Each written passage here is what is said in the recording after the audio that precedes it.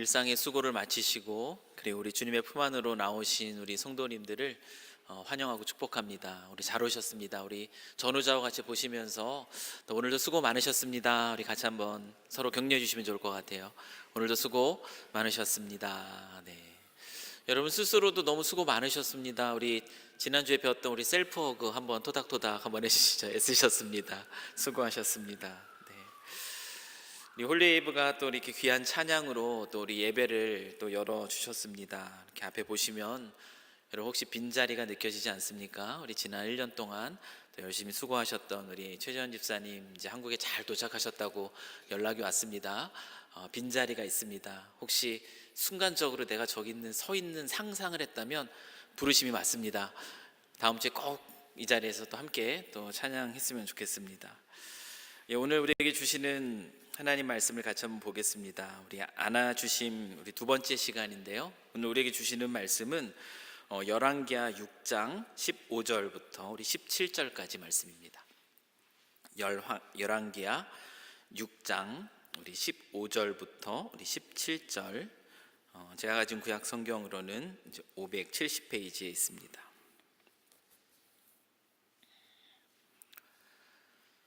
다 찾으신 줄 알고 한 목소리로 함께 봉독하겠습니다. 하나님의 사람의 사환이 일찍이 일어나서 나가보니 군사와 말과 병거가 성읍을 에워쌌는지라.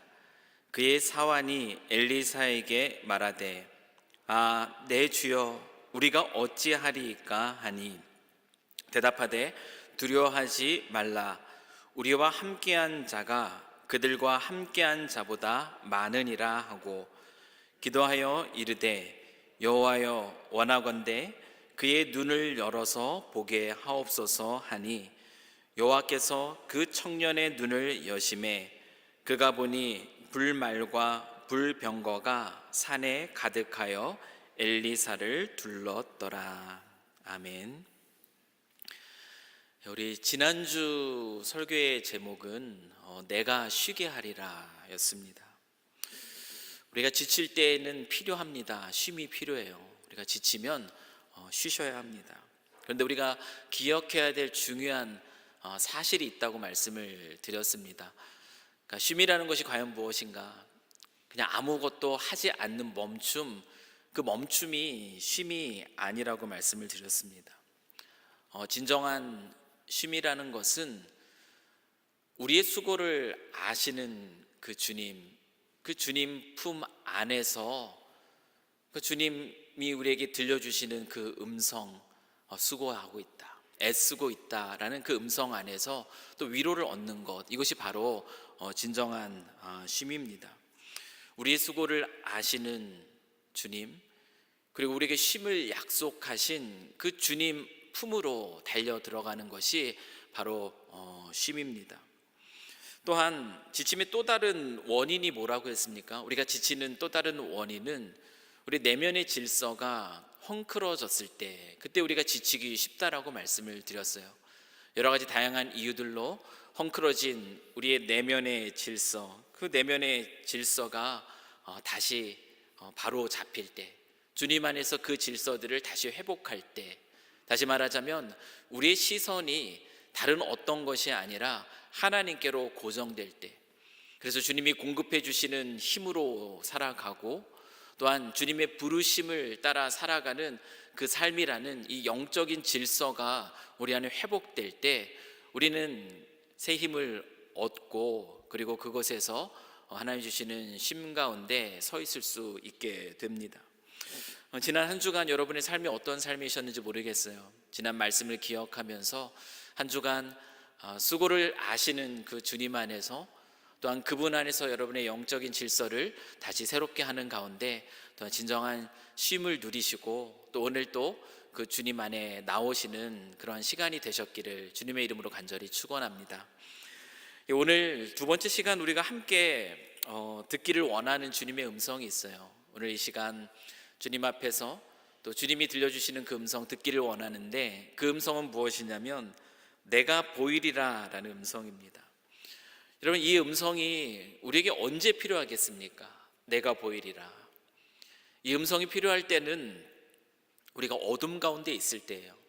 전혀 그 앞이 보이지 않는 것 같은 그 어둠 가운데 있을 때, 그래서 어디로 감히 움직일 수 없는 그런 상황 속에 있을 때, 그때 우리가 들어야 되는 주님의 음성은 바로 내가 보이리라 라는 그 음성입니다.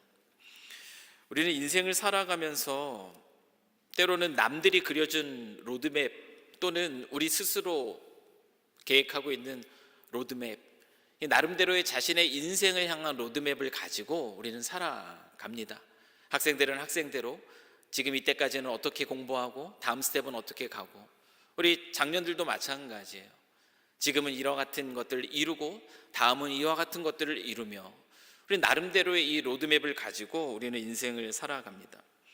그런데 우리가 가고자 하는 그 길, 우리가 바랬던 그 길이 막히게 될 때, 막히게 되면은 우리는 당황할 수밖에 없어요.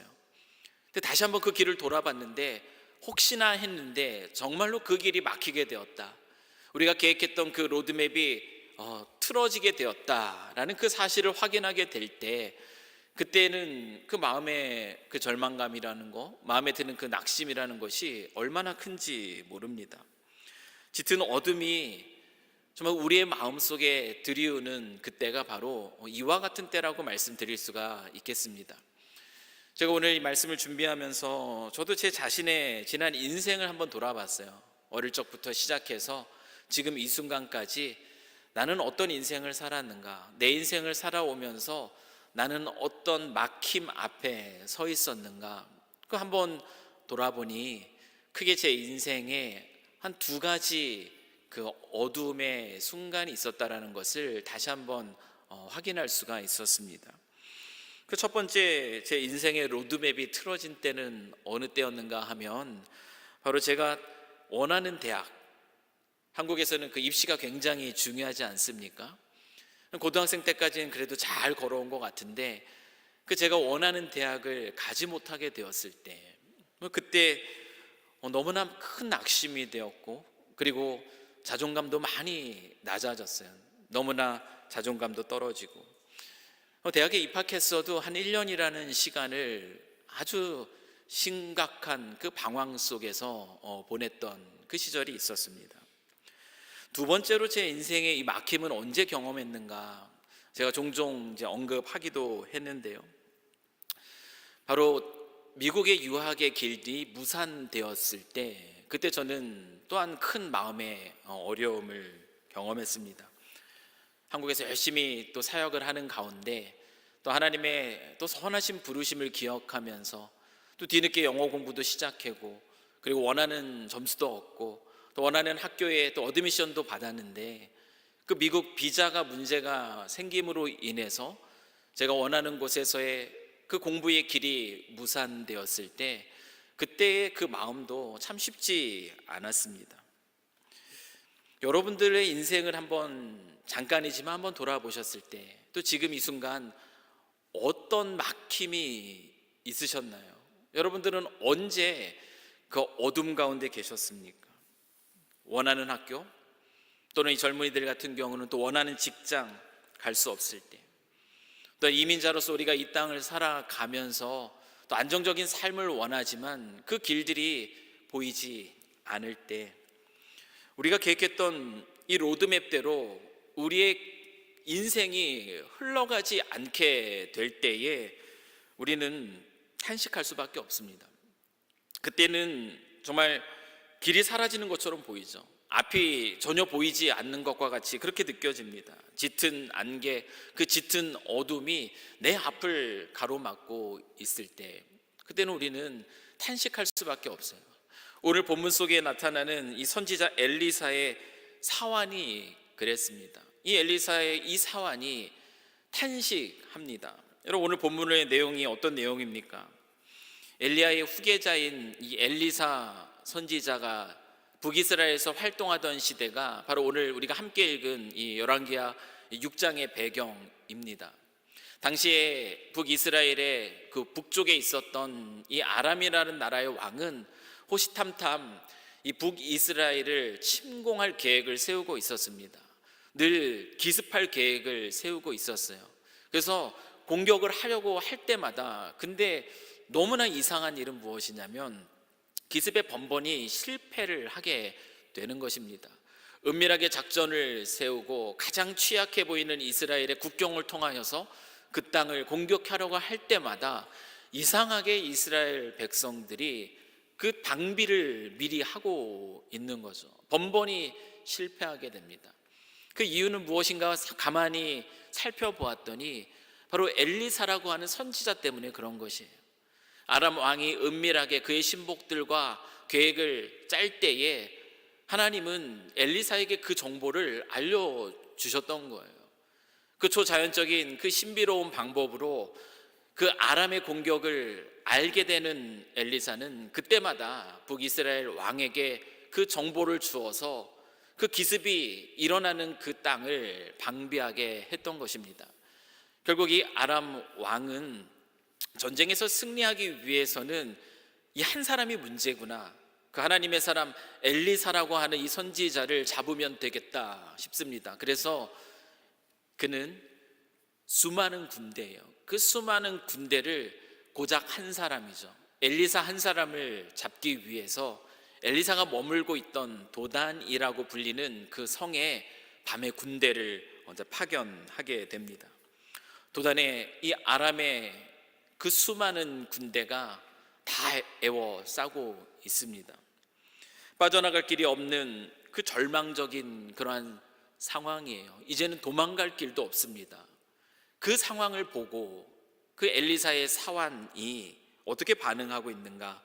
우리 열왕기하 오늘 본문의 6장 15절 말씀이에요. 하나님의 사람의 사환이 일찍이 일어나서 나가보니 군사와 말과 병거가 성읍을 에워쌌는지라. 그의 사환이 엘리사에게 말하되 내 주여 우리가 어찌 하리이까 하니. 이 사환은 그 아침에 그 성을 둘러싸고 있는 그 아람의 그 군대, 그 수많은 군대를 봅니다. 그리고 그는 탄식하는 것이에요. 내 주여 우리가 어찌 하리이까. 이 절망적인 상황 앞에서 그는 탄식합니다. 엘리사의 사환이 본 것, 그가 본 것이 무엇입니까? 엘리사의 사환이 본 것은 아람의 대군이 이 도단 성을 완전히 에워싸고 있는 장면이에요. 그것은 거짓이 아닙니다. 그 엘리사의 사환이 본 것은 과장된 장면도 아니에요. 부정할 수 없는 현실이었어요. 그 부정할 수 없는 그 현실 앞에서 탄식하는 이 사환의 모습, 이거는 너무나 자연스러운 모습이라고 할 수 있죠. 길이 보이지 않는 어두운 그런 현실, 우리도 이와 같은 현실을 마주하게 되면은 두려움과 낙심과 절망 속에서 탄식할 수밖에 없습니다. 이것은 믿음 없음의 모습이 아니라 우리의 자연스러운, 우리 연약한 우리의 자연스러운 반응일 수밖에 없어요. 여러분들은 어떠십니까? 오늘 또 이 자리에 나오셨는데 여러분의 인생의 걸음은 어떠세요? 이미 그 어둠의 때를 지나오신 분들 계실 것이고, 지금 아무 길도 보이지 않는 그 막막함 앞에 머물러 계신 분들도 계실 거예요. 아직 그 길은 오지 않았지만 혹시나 내 삶에 그와 같은 어둠이 닥치지는 않을까 조심스러워하고 두려워하는 분들도 계실지도 모르겠습니다. 여러분의 길들은 어떻습니까? 이곳 밴쿠버에서의 여러분의 삶의 로드맵은 어때요? 안녕하십니까? 그것이 여러분의 계획대로, 인생의 그 품은 뜻대로 그것이 흘러가고 있습니까? 아니면 길이 막혀 있습니까? 답답하게 길이 보이지 않습니까? 그래서 너무나 낙심되는 가운데 있습니까? 저는 그렇다면 이와 같은 상황 속에 있을 때 우리에게 정말 가장 필요한 게 무엇일까? 그럼 무엇이 가장 필요할까요? 내가 믿음 있는 사람이니까, 그래도 그리스도인이니까 아니야, 괜찮아, 아닌 척, 괜찮은 척. 우리에게 필요한 건 아닌 척도 아니고요, 괜찮은 척도 아닙니다. 정말 우리의 그 삶의 걸음들이 막 막혀 있는 것 같아라고 느껴질 때, 그때 우리에게 필요한 건 무엇이냐면 탄식이에요. 그 시간에 우리에게 정말 필요한 것은 탄식입니다. 힘들면 너무 힘듭니다. 두려우면 너무 두렵습니다. 절망스러우면 너무 절망스럽습니다. 아닌 것처럼, 아니 괜찮은 것처럼 그렇게 우리 자신을 감출 필요가 없어요. 그와 같은 상황 속에서 우리에게 필요한 것은 탄식이에요. 솔직하게 우리의 정직한 내면의 그 모든 생각과 우리 내면에 드는 모든 감정들을 하나님 앞에 쏟아놓는 것이 우리에게 필요합니다. 제가 방금 솔직하게 자신의 형편과 마음을 누구에게 쏟아놓는 것이 필요하다고 말씀드렸습니까? 하나님이에요. 하나님 앞에 우리가 정직하게 쏟아낼 필요가 있는 이 탄식의 방향은 방금 전에 말씀드렸던 것처럼 언제나 누구를 향하고 있어야 하는가 하면 우리의 탄식의 방향은 항상 하나님께로 향해야만 합니다. 이 탄식의 방향이 하나님이 아니라 사람이 될 때, 이 탄식의 방향이 하나님이 아니라 내가 마주하고 있는 나를 둘러싼 그 환경이 될 때, 그것은 탄식이 아니라 무엇으로 변해버리냐면 순식간에 그것은 원망이 되어버려요. 그리고 그것은 불평이 되어버립니다. 그것은 불신앙으로 이어집니다. 여러분, 광야에서 방황하던 이스라엘 백성들은 그 걸음걸음마다 그들이 가는 곳마다 탄식했어요. 근데 그들의 탄식은 하나님께로 향하는 탄식이 아니었습니다. 그들의 탄식은 사람에게로 향하는 것이었어요. 모세에게 향했고 그들이 마주한 그 환경으로 향했습니다. 그들은 결국 탄식한 것이 아니라 무엇을 한 거죠? 그들을 원망한 것이고 불평한 것이에요. 그들의 불신앙의 모습을 드러낸 것입니다. 여러분, 결국엔 우리가 이와 같은 탄식 가운데 사로잡혀 있을 때 우리는 어떤 생각을 하게 되냐면, 도대체 내 인생은 왜 이 모양이지? 나는 뭐 되는 것이 하나도 없어. 결국은 이와 같은 자기 연민, 체념, 거기에 빠져버리게 돼요. 하나님으로부터 멀어지게 되고요, 하나님을 더 이상 기대하지 않게 됩니다. 반대로 아무것도 보이지 않는, 너무나 답답해 보이는 그 상황 속에서 우리의 탄식이, 우리의 정직한 내면의 고백이 하나님께로 향하게 될 때, 하나님께로 향하게 되는 그 탄식은 우리를 결국은 살리게 됩니다. 여러분, 탄식 가운데 우리는 마땅히 우리의 탄식을 들으실 수 있는 그분께 질문하게 돼요. 탄식은 항상 질문으로 시작합니다. 하나님, 왜 그렇습니까? 하나님, 나에게 왜 이와 같은 일들이 허락된 것입니까?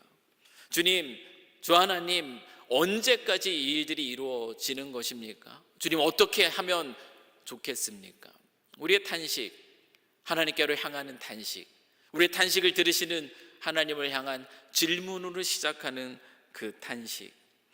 탄식은 연약한 우리들이 정말 하나님을 바라보는 믿음의 표현이에요. 탄식은 불신앙의 표현이 아니라 연약한 우리가 하나님을 바라보면서 하나님께 소망을 두고자 하는 믿음의 표현이 바로 탄식이라는 것이에요. 믿음이 좋으면 탄식조차 하면 안 된다? 이것은 우리가 잘못된 이해예요. 믿음이 좋으면 탄식하는 것, 이건 불신앙의 표현이다? 이것은 잘못된 이해입니다. 성경을 보십시오. 여러분, 시편의 3분의 1 이상이 무엇으로 기록되어 있습니까? 시편의 3분의 1 이상은 탄식이에요. 그 자신의 정직한 마음을 하나님께 쏟아붓는 것이 탄식인데, 시편의 3분의 1 이상이 바로 그 탄식시입니다. 여러분, 이 시편의 저자가 어떤 사람들이에요? 믿음이 하나도 없는 사람들입니까? 그렇지 않죠. 시편의 저자들은 성숙한 그 믿음을 가진 사람들이에요. 그들은 그 절망적인 상황 앞에 정말 어둠 속에 놓여져 있는 것과 같이 도무지 갈 길을 찾지 못하는 그 낙심이 되는 그 상황 앞에 하나님께 나옵니다. 그리고 그곳에서 탄식해요. 두렵다고, 무섭다고, 절망스럽다고, 낙심된다고, 어떻게 하면 좋겠냐고 하나님께 부르짖습니다. 심지어 예수님조차, 심지어 완전한 하나님이신 그 예수님조차 겟세마네 그 동산에서 예수님은 탄식하셨습니다. 사랑하는 성도 여러분, 우리의 길이 너무나 막막해서 도무지 어디로 가야 될지 알지 못하는 그 낙심과 절망과 그 아픔 가운데 있다면 지금 우리에게 필요한 것 탄식입니다. 탄식하십시오. 그 탄식의 결국이 우리를 절망해서 그냥 그대로 내버려 두지 않습니다. 왜 그런지 아시나요? 왜냐하면 성령께서요, 우리가 우리의 정직한 마음을 가지고 하나님께 나와 탄식할 때 성령 하나님, 우리 안에 계시는 성령 하나님은 우리를 그냥 내버려 두지 않으세요. 우리를 그냥 그 절망 속에서 그렇게 자신의 마음을 쏟아 붓다가 그 원망과 체념으로 끝나도록 내버려 두지 않으세요. 우리가 하나님께 탄식하게 될 때 우리 안에 계신 성령 하나님은 우리를 도우십니다. 우리가 잘 아는 말씀이 어떤 말씀입니까? 로마서 8장 26절 말씀이죠. 우리 같이 한번 읽습니다. 시작. 이와 같이 성령도 우리의 연약함을 도우시나니 우리는 마땅히 기도할 바를 알지 못하나 오직 성령이 말할 수 없는 탄식으로 우리를 위하여 친히 간구하시느니라. 오직 성령이 우리가 연약함 가운데 주님께 나올 때 우리보다 더 큰 탄식이에요. 말할 수 없는 탄식으로 우리를 위해서 친히 간구하신다라고 말씀하고 계세요. 우리가 탄식하는 자리에서 말할 수 없는 탄식으로 우리를 위해서 기도해 주시는 그 성령 하나님, 그 성령 하나님이 우리를 안아주시기 때문에 우리는 아무리 절망 속에 탄식한다 할지라도 그것이 그냥 원망과 체념으로 끝나지 않는다라는 것이에요. 탄식의 자리에서 그 어둠 가운데 있는 우리에게 친히 길을 보여주시리라 말씀하시는 주님의 음성을 성령의 도우심을 통해서 우리는 듣게 됩니다. 그래서 그 자리에서 회복이 일어나게 되는 것이에요. 여러분, 오늘 본문의 엘리사의 사환 그랬습니다. 엘리사의 사환은 탄식했어요. 빠져나갈 수 없는, 도무지 갈 길이 없어 보이는 그 상황 앞에 탄식합니다. 그러자 엘리사는 자기의 사환에게 말합니다. 열왕기하 오늘 6장 16절 말씀이에요. 대답하되 두려워하지 말라. 우리와 함께한 자가 그들과 함께한 자보다 많으니라 하고. 이게 도대체 무슨 얘기입니까? 자기 사환이 보지 못하고 있는 그 영적인 비밀을 엘리사는 먼저 들려주고 있는 것이에요. 그 사환은 눈앞에 둘러싸고 있는 그 아람의 군대를 보았습니다. 근데 그는 영적인 비밀을 알지 못하고 있었어요. 엘리사는 그에게 그 영적인 비밀을 보여줍니다. 네가 보고 있는 그 수보다 우리 편에 있는 수가 더 많다. 그래서 두려워하지 말라, 그 영혼을 격려하고 있습니다. 그러면서 또 계속해서 뭐라고 말씀하고 있는가? 6장 17절 말씀 한번 보십시오. 기도하여 이르되 여호와여 원하건대 그의 눈을 열어서 보게 하옵소서 하니 여호와께서 그 청년의 눈을 여심해 그가 보니 불말과 불병거가 산에 가득하여 엘리사를 둘렀더라. 여러분, 엘리사가 두려워하지 말라, 영적인 비밀을 그에게 제시하면서 엘리사가 사환을 위해서 하고 있는 것이 무엇이냐면 기도예요. 기도. 자기 사안을 위해서 기도해 줍니다. 그 기도 제목이 무엇입니까? 기도 제목은 그의 눈을 열어서 보게 하옵소서. 엘리사가 그를 위해서 기도하는 것은 바로 그것이에요.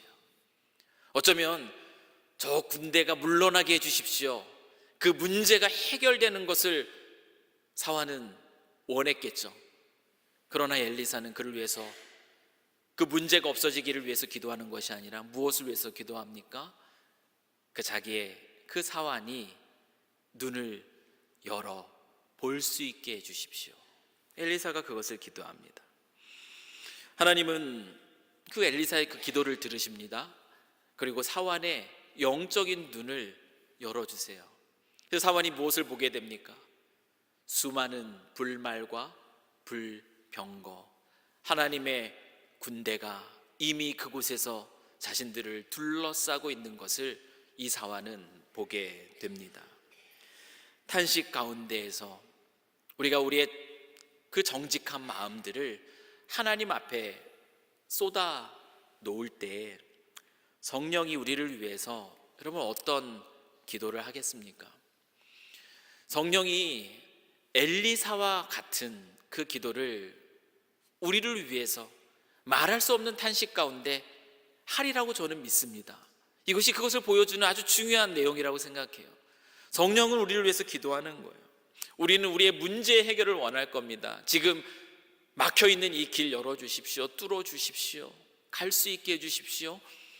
근데 성령은 우리를 위해서 간절하게 말할 수 없는 탄식으로 우리의 눈을 열어 우리가 보게 해주십시오.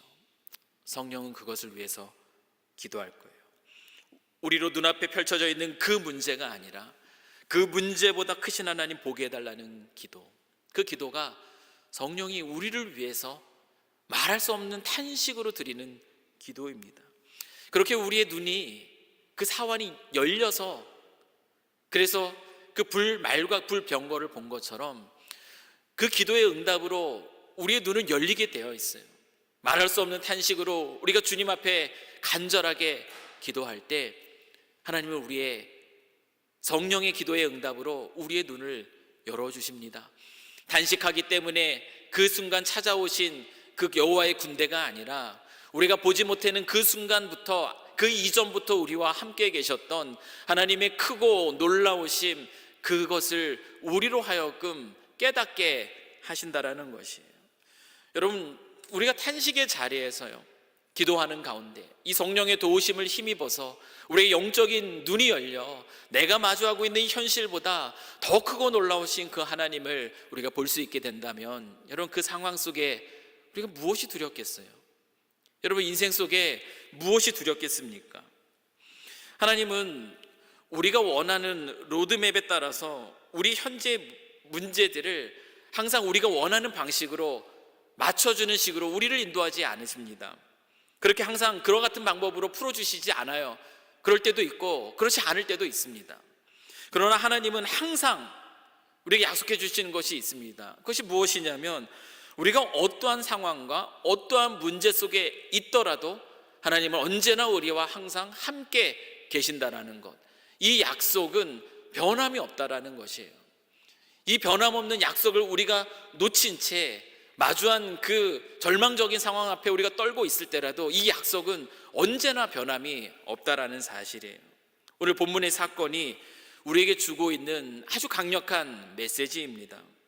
이처럼 언제나 우리와 함께 계시는 하나님께서 길이 막힌 것 같은 이 어둠의 상황 속에 있는 우리에게 약속하고 계세요. 성경 곳곳은 내가 보이리라는 그 하나님의 길에 대한 약속으로 가득 차 있습니다. 특별히 이사야서 43장 19절의 말씀을 한번 같이 읽으면 좋겠습니다. 이사야서 43장 우리 19절의 말씀을 함께 읽겠습니다. 시작. 보라, 내가 새 일을 행하리니 이제 나타낼 것이라. 너희가 그것을 알지 못하겠느냐? 반드시 내가 광야의 길을, 사막의 강을 내리니. 아멘. 하나님은 우리에게 보여주시는 분이에요. 길이 없는 것과 같은 상황 속에서도 늘 이 약속의 말씀을 우리에게 들려주시길 원하십니다. 사막에 강을 내시는 분이시고, 그리고 이 광야의 길을 내시는 분이 바로 하나님이세요. 어디로 가야 할지 모르는 그 상황 속에서 하나님의 이와 같은 것을 우리에게 약속하고 계시다라는 거죠. 우리가 마주한 현실 속에 우리의 그 육적인 눈으로 볼 수 없는 것들이 있습니다. 전혀 길이 보이지 않아요. 막막할 때, 우리의 로드맵이 틀어질 때 도대체 어디로 가야 되는가 보이지 않습니다. 그러나 어쩌죠? 우리를 향한 하나님의 예배해 주신 그 길, 우리는 볼 수 없더라도 그 길은 항상 선명하게 우리의 인생 앞에 놓여 있습니다. 이것이 우리를 향한 하나님의 계획이에요. 이 사실을 붙들면서 살아가는 것, 그것이 바로 믿음입니다. 믿음이 대단한 것이 아니에요. 이 사실을 붙드는 거예요. 믿음이라는 것이 내가 바라는 것, 내가 원하는 것, 그거 이루어 주십시오, 이루어질 줄 믿습니다, 여러분, 우리가 강하게 확신하는 이것이 믿음이 아닙니다. 믿음이라는 것은 보이지 않아 보이는 그 현실 속에서도 하나님의 분명한 인도하심이 있을 것을 알기에 하나님을 붙드는 거, 아주 강하게 붙들지 못해도요, 그 오래된 질병 가운데 있던 그 여인이 그 예수님 그 옷자락 붙든 것처럼 우리가 그렇게 하나님을 붙들고 있는 것, 여러분 이것이 믿음이에요. 절망적으로 보이는 그 탄식 속에서 주님을 바라보는 것, 여러분 그것이 믿음입니다. 여러분 히브리서 11장 8절은 아브라함의 믿음에 대한 이야기를 나눕니다. 믿음으로 아브라함은 부르심을 받았을 때에 순종하여 장래의 유업으로 받을 땅에 나아갈새 갈 바를 알지 못하고 나아갔으며, 성경은 이 아브라함의 믿음을 칭찬해요. 왜 그렇습니까? 여호와께서 아브라함에게 내가 내게 보여줄 땅으로 가라고 말씀하셨어요. 여호와께서 아브라함에게 가나안 땅으로 가라고 말씀하지 않으셨습니다. 내가 내게 보여줄 땅으로 가라. 아브라함은 그 길이 어딘지 몰라요. 그 길이 어딘지 몰라요. 갈 바를 알지 못한 채 부르신 그 하나님의 걸음이 어디일까 모르는데 믿음으로 한 걸음 내딘 것이에요. 그가 갈 수 있는 그 길을 걸어가 본 것입니다. 수많은 사람들이 다니는 이 무역로를 따라서 한 걸음 한 걸음 걷게 된 것이에요. 그렇게 걸어가면서 도착한 곳이 가나안 땅이에요. 거기서 하나님 말씀해 주세요. 이 땅이 바로 내가 너에게 가라고 한 땅이라 나중에 알려주시죠. 여러분 아브라함의 믿음을 칭찬한 이유가 바로 여기에 있는 것이에요. 여러분 이 구절은 이렇게 또 번역할 수가 있어요. 믿음으로 아브라함은 하나님이 인도하실 곳을 향해 순종하며 출발했다. 그는 어디로 가는지 몰랐지만 누구를 따라 가야 할지는 알았다.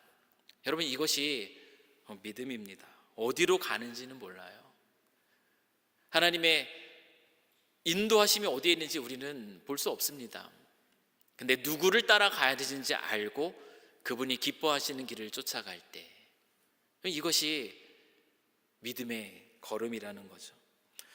설교를 시작하면서 얘기했던 제 이야기를 잠깐 마무리를 하려고 합니다. 제가 원하는 대학을 가지 못해서 방황했을 때, 여러분 그 시간은요, 그 방황의 시간은 제가 인격적으로 예수님을 만날 수 있는 그 놀라운 시간이었어요. 좋은 친구들을, 좋은 선배들을 만나게 하셨고, 하나님의 말씀을 하나하나 철저하게 공부할 수 있었고, 정말 우리 주 예수, 그분이 나의 그리스도이십니다, 그분을 인격적으로 고백할 수 있는 시간이었습니다. 저에게 있어서 그 길은요, 저희 로드맵은 틀어졌어요. 근데 하나님은 저에게 그 사막 가운데에서 생수의 강을 흘려보내셨습니다. 그 길을 저로 하여금 걷게 하신 거죠. 미국 유학의 그 길 막혔을 때 하나님은 어떤 새로운 길을 열어주셨죠. 그곳이 바로 캐나다입니다. 그리고 저는 지금 이곳에서 또 이렇게 또 사역을 하고 있죠. 제가 갈 수 없었던, 제가 볼 수 없었던, 그러나 하나님은 또한 그 광야에, 어디가 길인지 알지 못하는 그 광야에 또 새로운 길을 저에게 보여주신 거예요. 그래서 저는 고백해요. 이것 두 가지가 전부는 아니죠. 더 많은, 다른 많은 이야기들이 있습니다. 여러분들도 마찬가지일 거예요. 여러분의 인생 속에 길이 막히는 수많은 경험들이 있을 겁니다. 이와 같은 것들을 경험해 보면서 저는 분명하게 이제는 고백해요. 뭐냐면 하나님은 언제나 신실하시다라는 이 사실 앞에 흔들림이 없습니다. 이 사실을 고백하는 것이에요. 이제는 어떤 막힘이 와도, 어떤 그 보이지 않는 상황 속에 떨어진다 할지라도 두려워하지 않을 그 자신이 생기는 거예요. 하나님이 그렇게 저를 훈련시켜 오셨고 단련시켜 오셨다라는 거예요. 물론 너무 힘들고 어려울 때는 탄식할 겁니다. 저 역시 탄식할 거예요. 너무 아픕니다. 너무 힘듭니다. 너무 두렵습니다. 탄식할 겁니다. 그러나 그 자리에서 하나님을 향한 시선은 빼앗기지 않을 겁니다.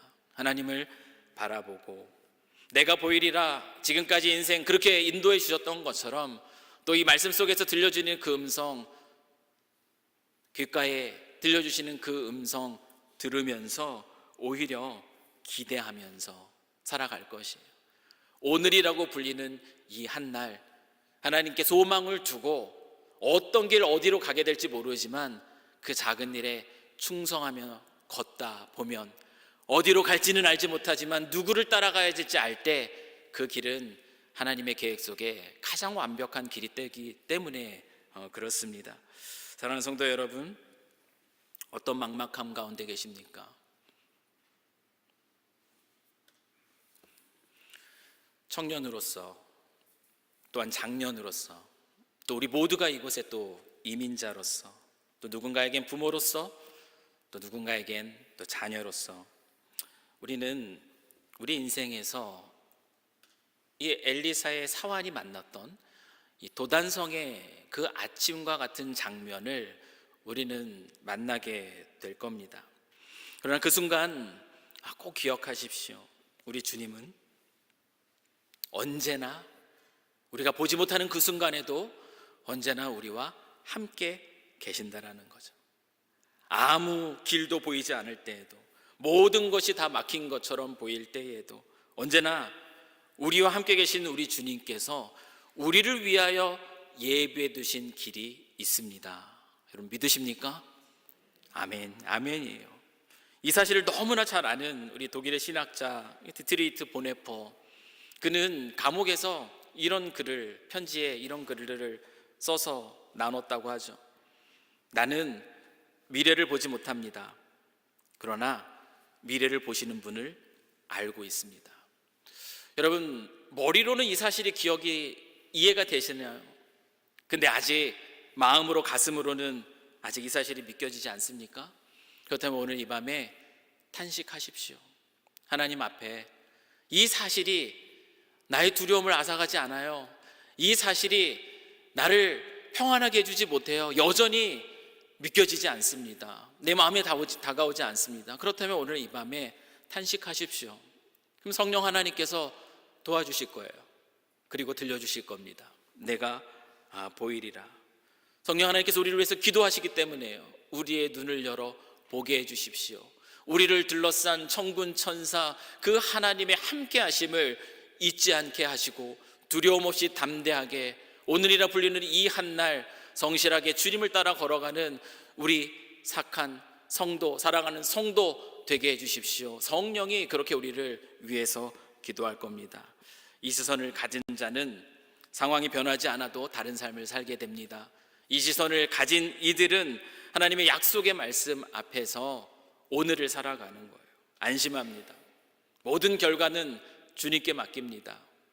내 길이 아니라 하나님의 길이 어디에 있는지 우리는 알지 못하기에 주님께 맡기고, 말씀드렸던 것처럼 오늘 이 한날 주님이 기뻐하시는 뜻이 무엇인가 그것을 물으며 오늘 걸어가는 것이에요. 나의 삶을 허비하지 않는 것이죠. 하나님이 기뻐하시는 뜻 가운데 순종하며 살아가는 그 삶이 가장 완벽한 삶입니다. 그 삶을 살아가는 거죠.